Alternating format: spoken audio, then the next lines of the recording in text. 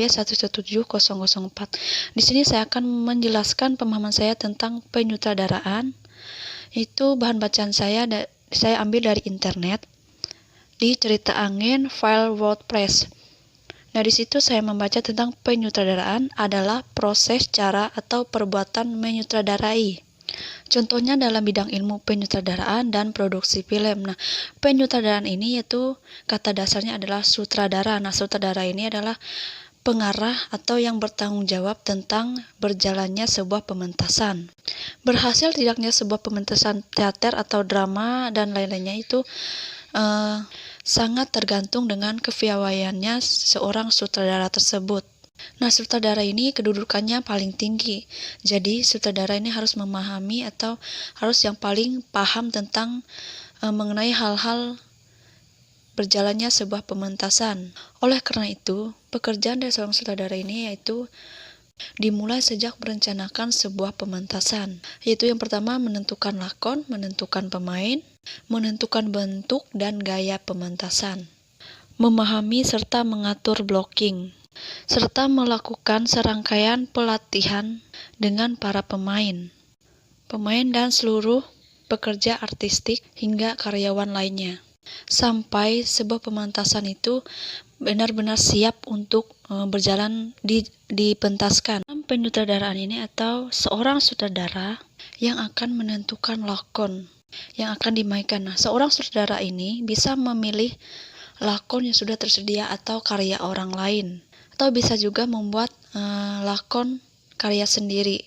Nah, dalam membuat naskah lakon sendiri ini, seorang sutradara harus memiliki beberapa langkah yang dapat dijadikan sebuah acuan untuk menulis naskah lakon. Beberapa langkah ini ada 7. Yang pertama, menentukan tema, menentukan persoalan, menentukan kerangka cerita, membuat sinopsis, menentukan protagonis, menentukan cara penyelesaian, dan menulis.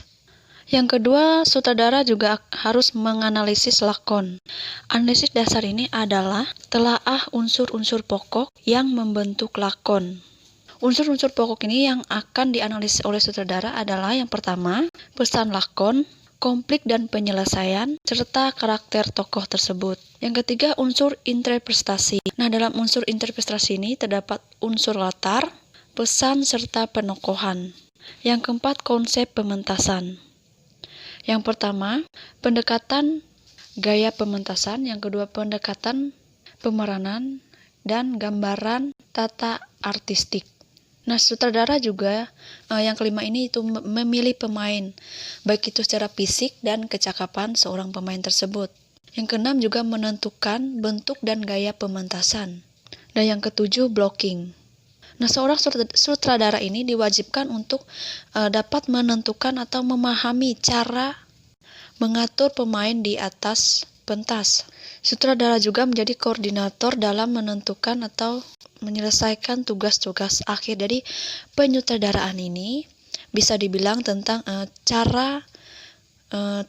proses atau pengarah atau yang bertanggung jawab dalam sebuah pementasan drama. Nah, sebagaimana yang sudah saya jelaskan tadi, penyutradaraan ini kata dasarnya adalah sutradara, yaitu yang bertanggung jawab akan berjalannya sebuah pementasan. Nah, sutradara ini adalah kedudukan yang paling tinggi dari karyawan atau yang bertugas dalam pementasan drama yang lainnya.